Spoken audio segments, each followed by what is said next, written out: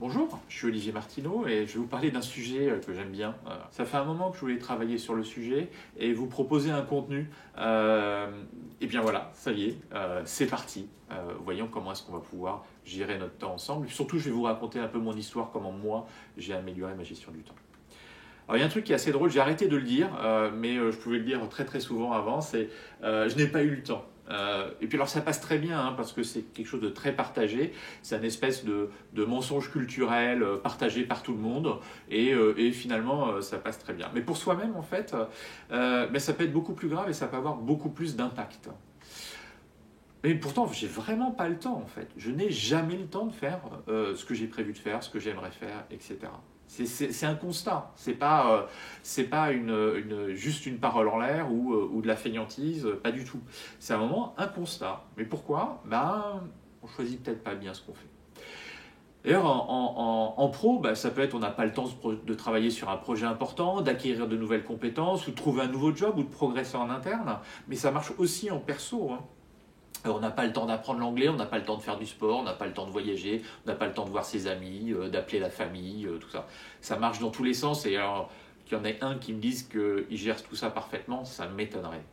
C'est un petit mensonge, mais qui peut avoir de gros impacts, aussi bien personnels que professionnels. D'abord, ça peut développer de l'insatisfaction personnelle. On ne fait pas ce qu'on a envie de faire ou ce qu'on prévoyait de faire. On perd de la visibilité sur ce qu'on fait. On a l'impression de rien faire d'intéressant. Puis derrière, ça peut mener à des choses beaucoup plus graves. Le burn-out, c'est un peu un thème du moment. Mais derrière ce terme un peu à la mode, il y a vraiment des choses réelles qui peuvent aller très très loin sur de la dépression, mais aussi sur de l'ennui, etc. Et un petit truc qui vous ronge un petit peu régulièrement, c'est le stress.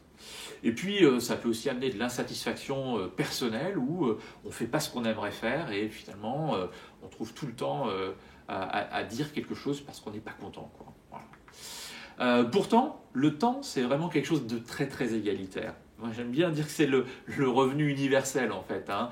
On a toutes 1440 minutes par jour.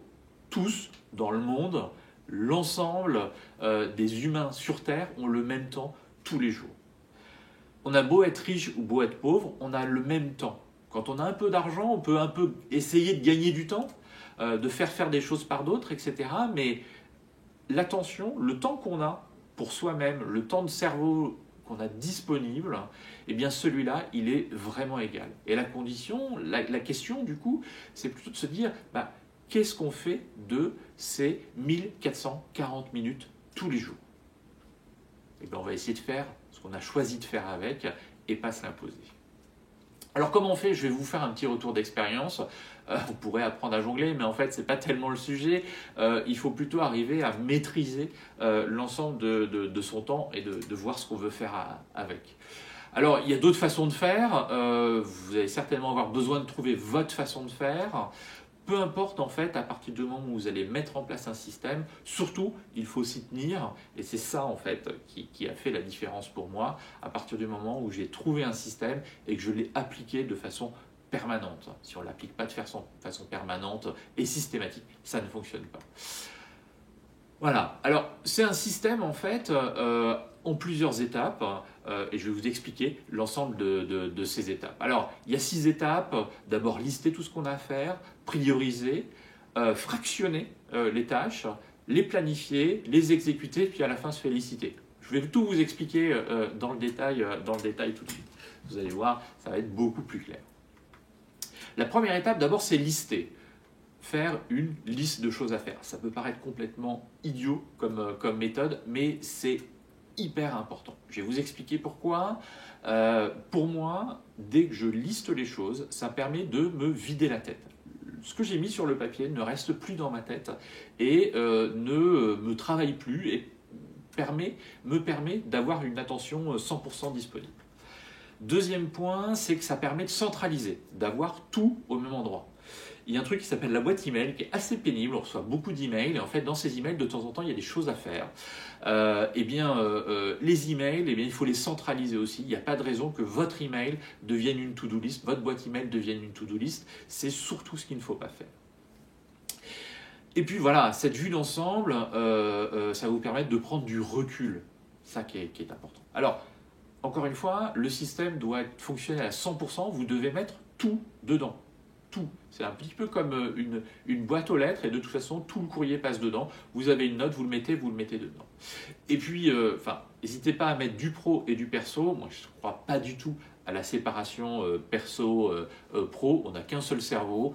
Quand on est à la maison, le soir, la nuit, il nous arrive de penser à des choses professionnelles, donc entre guillemets de travailler dessus, voire de travailler vraiment. Et quand on est perso, eh ben, ça arrive aussi qu'on ait besoin de prendre un rendez-vous chez le garagiste, de gérer pendant son temps de travail. Donc cette séparation, elle est complètement utopique et il faut plutôt arriver à la gérer plutôt que faire autre chose. À partir du moment où vous allez avoir cette liste de choses à faire, la deuxième étape, c'est prioriser. Ça, c'est très très important et c'est peut-être l'une des choses les plus difficiles. Je vais vous montrer une méthode, c'est assez simple, vous allez trouver peut-être ça logique et vous allez vous rendre compte que vous faites rarement ça en fait. Donc ça, c'est la base. Vous allez prioriser tout ce que vous avez mis dedans. Dans ce que vous avez listé, il va y avoir des choses qui vont être urgentes. Mais il faut bien définir qu'est-ce que c'est quelque chose d'urgent. Quelque chose d'urgent, c'est quand vous avez une deadline, quand il y a un impératif très spécifique. Par exemple, moi, dans la tech, on a un serveur qui est tombé en panne, qui arrête le service. Ça, c'est devenu quelque chose d'urgent. On est commercial, on a un appel d'offres à rendre, il y a une date. Plus on est proche de la date, plus c'est urgent. Voilà. Vous partez en vacances en voiture, votre moteur tombe en panne pendant que vous êtes dans le trajet, évidemment, du coup, réparer le moteur, ça devient quelque chose d'urgent à ce moment-là. La même chose se serait produit dans un autre contexte, l'urgence deviendrait beaucoup moins visible. Deuxième point, faire la différence avec ce qui est important ou pas important. Comment est-ce qu'on définit quelque chose d'important? Eh bien, c'est tout simplement quelque chose qui va aller vers vos propres objectifs, vers ce qui vous motive, vers ce que vous souhaitez faire. Ça, c'est ce qui va être important, ce qui va vous faire progresser, ce qui va aller vers vos buts dans la vie. Voilà. Si vous avez décidé d'acheter une maison, par exemple, à un moment, il va falloir visiter des appartements. Donc, c'est quelque chose d'important, typiquement. Donc, on a deux éléments, important et urgent, et du coup, on va faire une matrice avec ça, un tableau. Cette matrice, elle a un nom, s'appelle matrice d'Eisenhower. En fait, je ne sais même pas si c'est vraiment lui qui travaillait dessus. En tout cas, elle a ce nom-là. Ce qui arrive, en fait, souvent, c'est qu'on va faire les choses dans ce sens-là. On va d'abord faire tout ce qui est urgent avant de s'occuper de savoir si c'était important ou pas. Mais en réalité, ce qu'il faut faire, c'est travailler sur tout ce qui est important et ce qui est urgent, si ce n'est pas important, c'est moins grave. Donc on va d'abord faire ce qui est important et après ce qui n'est pas important. Alors on va rentrer dans le détail parce que vous allez voir qu'en fonction des 4 éléments, en fait on va avoir des actions qui vont être très très différentes. Et cette matrice, vous pouvez l'imprimer, l'afficher au-dessus de votre bureau et vous y référer à tout instant. Le plus facile, c'est quelque chose qui est urgent et important. Alors on va dire vraiment urgent et important.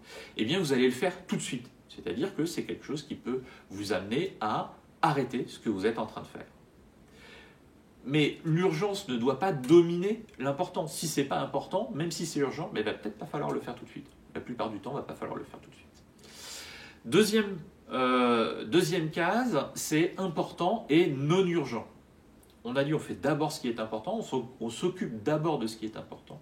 Et là, c'est tout simple. Pour ça, vous allez le planifier. Vous allez le planifier dans votre agenda pour avoir une date et pour que vous vous en occupiez tout de suite après ce qui était urgent et important. La troisième case, c'est ce qui n'est pas important mais urgent. Et c'est là où on se trompe très souvent. Si c'est pas important pour vous, c'est probablement que c'est pas une urgence pour vous. C'est l'urgence de quelqu'un d'autre. Il ne faut pas se tromper, c'est vraiment important. Donc en général, ce qui se passe, c'est qu'il faut le déléguer. Il faut le passer à quelqu'un d'autre et c'est ça le plus important. Ou alors dire à celui qui vous a demandé de le faire, de s'en occuper, parce que si c'est une urgence pour lui, c'est plutôt à lui de le faire. Alors déléguer, c'est pas évident, c'est l'un des plus gros challenges, d'ailleurs je trouve, du chef d'entreprise au moment de la croissance, parce que quand on crée une petite entreprise, au début on fait tout seul, donc on a l'habitude de tout faire, on sait plutôt faire tout assez bien, on va dire. Et puis ça va vite quand on le fait soi-même. Mais le problème, c'est qu'au bout d'un moment, c'est plus tenable et ça ne va pas plus vite si c'est vous qui le faites. Et en fait, il faut consacrer le temps nécessaire pour transférer la compétence. Et puis l'autre chose, c'est effectivement, on le fait nous-mêmes parce qu'on se dit, il le fera moins bien. À un moment, il faut aussi accepter que les choses soient faites différemment que celles qu'on ferait. C'est peut-être pas moins bien d'ailleurs, mais c'est très certainement différemment, mais c'est normal, donc il faut l'accepter. Donc ce qui est urgent et pas important, c'est pas à vous de le faire dans la plupart des cas. Et puis enfin, la dernière case, alors c'est tout ce qui n'est pas important et pas urgent, et vous allez voir, vous en aurez, c'est assez marrant. Et là, faut dire non, faut pas le faire tout simplement. Si c'est pas important et pas urgent, il ne faut pas le faire, il faut pas s'en occuper, quoi. Il y a une expression là-dessus, c'est renvoyé au calende grec. Alors du coup, en préparant, je me suis dit, tiens, qu'est-ce que c'est ces histoires de calende grec? C'est quoi une calende? Alors, une calende, c'est le premier jour du mois dans le calendrier romain. Donc du coup, il n'y a pas de calende grec, ça n'existe pas. Donc voilà. C'est la petite histoire. Donc c'est un peu comme la Saint-Glinglin. Voilà, donc là vous avez fait le tour de votre matrice. Important, urgent, on le fait tout de suite. Important, non urgent, on le planifie dans son agenda. Urgent, non important, c'est probablement pas à vous de le faire. C'est l'urgence de quelqu'un d'autre. Et puis alors, si c'est ni important ni urgent, là vous le faites pas du tout, quoi. Enfin, c'est même pas la peine de le noter, vous pouvez le rayer dans votre to-do list. C'est pas un souci. Troisième étape, fractionner. En fait, il y a plein de choses qui sont trop grosses pour être faites dans une unité de temps. Une unité de temps, la plupart du temps, c'est quelque chose où vous êtes sûr de ne pas être dérangé, de pouvoir travailler du début à la fin. Donc si c'est une demi-journée, vous avez de la chance en fait. Donc il va falloir découper vos tâches. Imaginons vous voulez créer une entreprise. Vous avez une tâche créée mon entreprise, c'est infaisable en une demi-journée évidemment. Donc vous allez découper cette tâche en trouver les premiers clients, préparer l'idée, construire un prototype, définir son projet, définir son budget, voilà. Et à chaque fois vous allez découper ça en tâches qui pourront être dans une unité de temps. Il y a une méthode qui s'appelle Pomodoro sur comment travailler sur une unité de temps. L'unité de temps, c'est même 25 minutes. Voilà, quelque chose qui peut être fait en 25 minutes. Sinon, ça ne sert à rien. Ça ne pourra pas être fait en entier et ça sera déceptif. On reparlera de Pomodoro une autre fois, mais c'est assez intéressant. Donc, fractionnez l'ensemble de vos tâches dans une unité de temps que vous allez pouvoir planifier. Et bien justement, la planification, on en a parlé tout à l'heure, tout ce qui est important mais pas urgent, en fait, ça va être la majorité des choses qui vont vous intéresser, eh bien, il va falloir les planifier. Moi, comment je fais pour ça, en fait, tous les lundis matins, c'est mon premier job de la journée. Dès que j'arrive, je prends une demi-heure pour prendre l'ensemble des tâches que j'ai dans ma to-do list. Je fais le tri, je priorise et je planifie dans mon agenda. Alors là, alors une fois qu'on a fractionné, c'est assez facile de planifier. Moi, j'ai deux agendas. J'ai un agenda pour les rendez-vous qui sont complètement indéplaçables et vraiment à tenir. Et j'ai un agenda pour tout ce que j'ai planifié. Ça me permet de voir clair, d'avoir deux couleurs différentes sur tout ce qui est prévu. Alors, planifier un nombre raisonnable d'heures dans la journée. Moi, je vous dis 70%, c'est pas mal. Moi, je planifie pas plus de 5 heures dans la journée de travail parce qu'on a toujours des impondérables, des choses qui tombent dans la journée, des choses qui sont à la fois importantes et urgentes. Donc, il faut s'en occuper. C'est pas possible. Petite astuce, si vous avez des choses qui sont importantes mais non urgentes mais qui peuvent être faites comme ça en un claquement de doigts en moins de 2 minutes, faites-le tout de suite parce que revenir plus tard dessus, ça vous prendra plus de temps. Par exemple, vous avez un petit email à prendre, un rendez-vous à prendre, des choses comme ça, faites-le tout de suite, ça ira beaucoup plus vite. Donc moi en tout, en gros, je consacre 1 heure, 1 heure et demie à l'ensemble de ces tâches, y compris les petites tâches secondaires à faire dans la journée. C'est aussi le moment où je reprends toute ma boîte email, je vide ma boîte email et je les transforme en tâches quand il y a des choses à faire. La 5e partie, c'était avant la plus difficile et maintenant ça devient presque la plus facile, c'est exécuter. Tout est planifié dans votre agenda, et bien vous faites ce qui est planifié et vous ne faites rien d'autre. Si vous avez quelque chose qui n'est pas planifié, c'est quelque chose d'urgent et d'important. Dans ce cas-là, vous pouvez déroger à la règle, mais sinon, ça doit rentrer dans le système. Je vous ai dit tout à l'heure, moi, ce qui a vraiment marché, c'est quand je me suis mis à appliquer le système, mon système à 100%. Et à la fin, il faut surtout pas hésiter à se complimenter parce que personne d'autre le fera. Et puis en même temps, ça travaille votre motivation. Donc les petites joies de cocher les cases dans la to-do list, ceux qui font une to-do list savent le plaisir qu'on a à rayer une tâche quand on l'a fait. C'est ces petites choses qui sont assez jouissives. Et puis en fin de journée, quand on voit qu'on avait prévu de faire 5 choses et que ces 5 choses sont faites, eh bien on a vraiment la sensation d'avoir été productif. D'ailleurs, ce n'est pas qu'une sensation, hein, on a vraiment été productif et on a une sensation d'épanouissement en tout cas, ça c'est clair. Et puis on voit ces projets avancer vers ces objectifs, donc tout ça c'est hyper motivant et ça vous encourage à maintenir votre système. Donc voilà, ça c'est mon système. Il est inspiré de plein de choses que j'ai lues à droite, à gauche. On en reparlera dans d'autres vidéos. Ça, c'est la première vidéo d'une série. Moi, ça a eu ça m'a permis de faire des réelles évolutions dans ma façon de travailler, d'abord de réduire mon stress. On a tout le temps un petit stress positif qui existe, mais le stress négatif, celui qui vous empêche de travailler et d'avancer, celui-là disparaît complètement. Augmenter mon efficacité, ça c'est clair, hein. Maintenant j'ai des choses qui avancent évidemment beaucoup plus vite qu'avant. Et puis enfin, de gérer par rapport à mes objectifs et mes priorités et pas travailler sur les priorités des autres en fait, hein, parce que si vous ne définissez pas vos priorités, ça veut dire que d'autres vont définir vos priorités pour vous. Alors ça ne sera certainement pas votre système, ça peut vous intéresser, ça peut être une base pour commencer. Pourquoi ça ne sera pas forcément votre système? Parce que votre contexte peut être différent, vous pouvez avoir des besoins d'adaptation différents.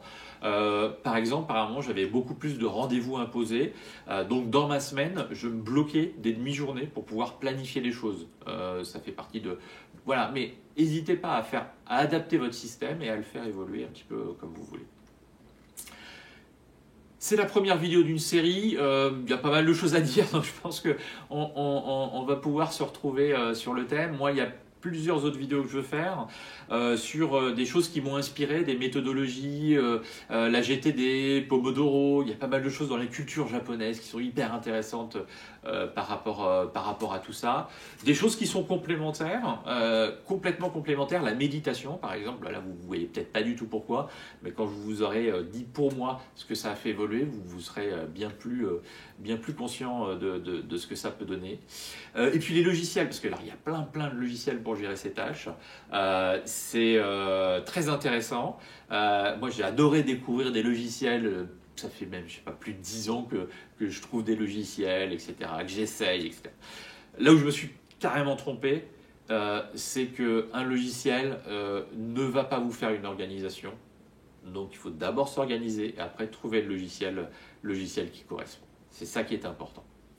Et puis j'ai trouvé une petite fin, je pense qu'il va être intéressante de vous rappeler ça à chaque fois, à chacune des vidéos. C'est une citation de John Kabat-Zinn. C'est on ne peut pas arrêter les vagues, mais on peut apprendre à surfer. Ça peut paraître évident comme ça, mais en fait vous vous rendez compte que la plupart du temps vous luttez contre les vagues et vous essayez pas de surfer. Voilà. À bientôt pour une nouvelle vidéo. Vous pouvez vous abonner à la chaîne, à la machin, cliquer sur la petite clochette pour être averti, me suivre sur le blog, me suivre sur Twitter. Et puis je publierai de nouvelles vidéos au fur et à mesure. Il y en aura au moins une dizaine. Il y a au moins une dizaine de sujets avant de clore la série. C'est pas une chaîne, c'est juste une série. Donc à bientôt. Au revoir.